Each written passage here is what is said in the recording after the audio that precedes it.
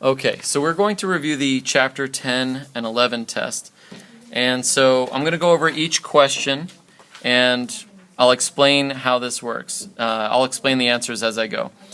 So the first question on version A says, which is not an assumption of kinetic molecular theory? If you recall, there were 5 bullet points where we talked about the different aspects of kinetic molecular theory. And so one of the aspects is that matter is composed of tiny particles. All right, I'll magnify this on the screen here. This question on version B is number 6. Okay, very good. Number 6 on version B. Okay? So this question is asking which is not an assumption. The fact that particles are composed of tiny particles, that's okay. The fact that these particles of matter are in continual motion, that is, particles are in motion, that's the kinetic part of kinetic molecular theory, is that the particles are in motion. The total kinetic energy of colliding particles remains constant, okay? So the other way to say this is that there is no loss of energy. When you say that the total kinetic energy remains constant, that means that there is no loss of energy. It's a very strange way of saying that. It's not the best way, which is why I'm not a fan of this question, as you can see. But the right answer is the last one. This is not an assumption. When individual particles collide, energy is transferred. That doesn't always occur under this assumption. But this is very technical. So I'm not a fan of this question, and likely on the retest I will not ask it again, okay? But just for your benefit, so that you understand what the right answer is and why. Okay, we're looking for the choice that is not an assumption, and this part, choice D, is not an assumption because energy does not have to be transferred. Okay? All right. Question number 2 says, according to the kinetic molecular theory, what is the most significant difference between a gas and a liquid? And this question is number 7. No. 10. Number 10. Thank you. There we go. On version B, it's question number 10. Okay? So what I did for this question was I drew 2 pictures of a gas and a liquid. Okay? And so normally we look at a gas, the particles are in motion. Liquid particles are also in motion. They can be bouncing off of the walls of their container, and sometimes you see arrows indicating this bouncing off the walls. Liquids also bounce off the walls, but it's a little bit more difficult to draw the arrows because there are so many particles in a liquid. So according to kinetic molecular theory, what is the most significant difference? And it's not so much the shape of the particles. That doesn't influence kinetic molecular theory. And the mass of each particle is not part of the assumption. And the type of collision, whether it's elastic or inelastic, is not the most significant difference between gases and liquids. It has to do with the distance between the particles. You can see that here in the picture that I drew of a gas, there are a few particles. There's only 3 in my drawing because gases are much less dense than their liquid form. Okay, there are many more particles per unit volume in a liquid than there are in a gas. Okay? Finally, the last kinetic molecular theory question is number 3 on version A, and it is I think this is number 7 on version B. Okay? And so this one says, according to kinetic molecular theory, particles of a gas neither attract nor repel each other, but they collide. And the reason why this is the answer, they neither attract, so they don't attract, and they don't repel. And part of kinetic molecular theory assumes that there is no attraction or repulsion. Okay, so that's why choice C is the right answer. These questions get fairly technical. I think the only question that I really like out of these 3 is number 2. Okay, so anyway, are there any questions so far on 1, 2, or 3? Does anybody want to ask anything about 1, 2, or 3?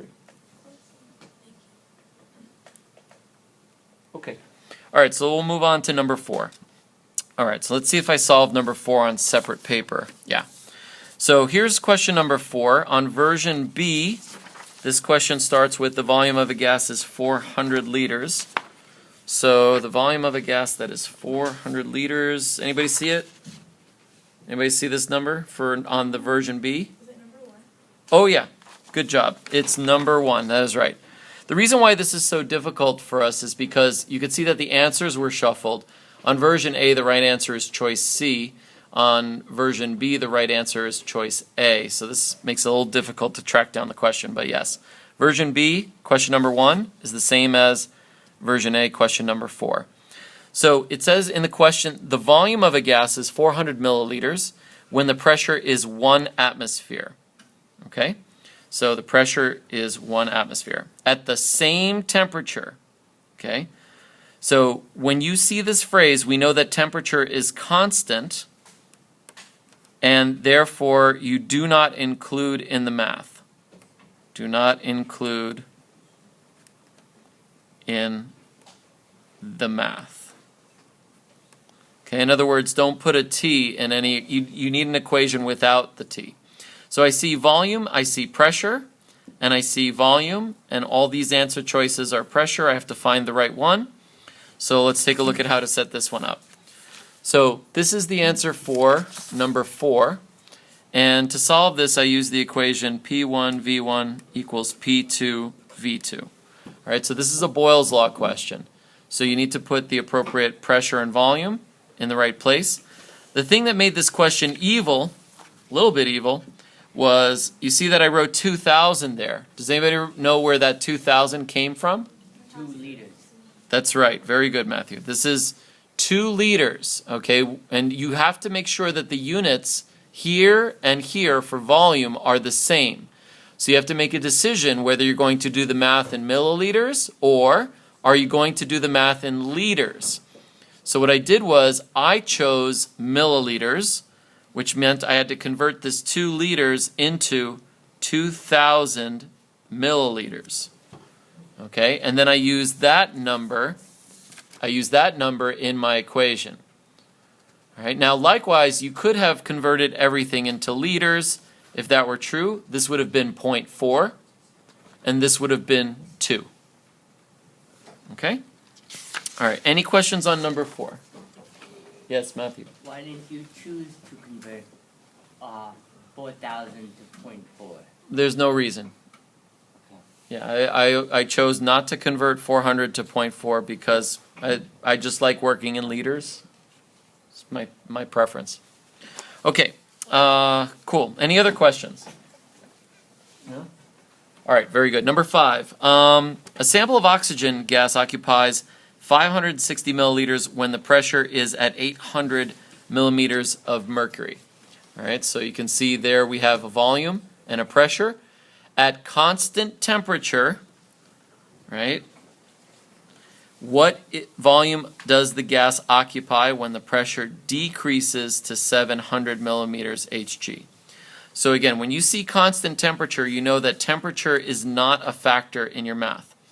You have a volume, you have a pressure, so you have to use the equation that includes volume and pressure. So again, this is Boyle's law. Okay, so for question number 5, you need to use the same equation again. There's no games to play with the particular volume like we had in the last problem. So you just plug in the numbers and then solve for V2.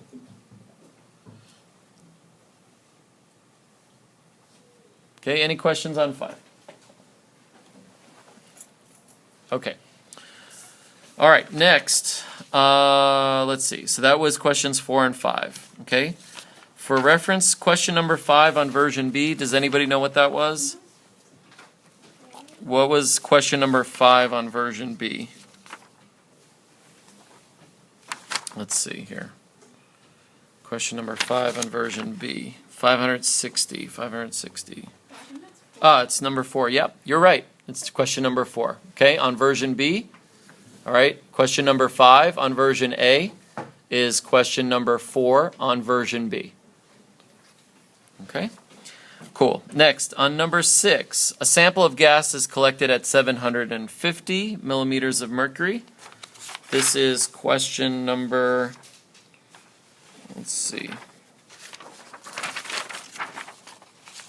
I think this might be 26. No, it's not 26. Let's see. Oh, no, it is. Okay. So number 6 says a sample of gas is collected at 750 millimeters Hg, and it occupies 250 milliliters. So that's the same as number 26 on version B. All right, so take a look at question 26 if you have version B. Okay, so in this problem, it says that you have a sample of gas at this pressure, right, at this volume, and again, constant temperature means that temperature is not part of the equation.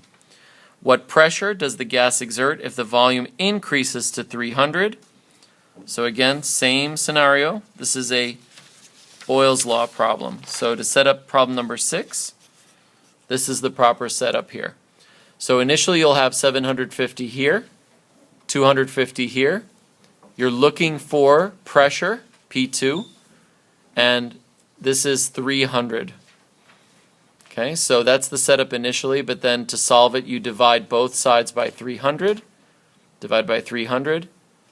P2 is 625 millimeters Hg.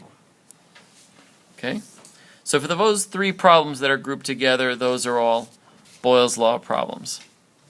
Okay, so now we're on to the Charles law problems. Let's see, did we do number 7? No, not yet. Okay, so this is one more Boyle's law, and then we go to Charles' law, I think. Okay, so here is a volume, and you can tell because it's in the units of milliliters, right? Number 7, 425 milliliters. This is question number 2. Okay, this is question number 2 on version B. Thank you. So question number 7 on version A is number 2 on version B. And so you have to identify each of these numbers based on the units. The milliliters is a volume, right? This is a pressure, 780 millimeters Hg. And then it says if the temperature remains constant, so again, temperature is not a factor, the pressure falls to 680 millimeters of Hg. So these are the 3 numbers you have. Again, same equation. They'll just give you different numbers. It's basically what's going to happen. And so this is the setup for number 7. Okay, right here. So the way that you set it up, you put your P1 here, V1 here, P2 is here, and you're solving for V2. Okay, so the initial setup is here. Then when you go to actually solve the problem, you divide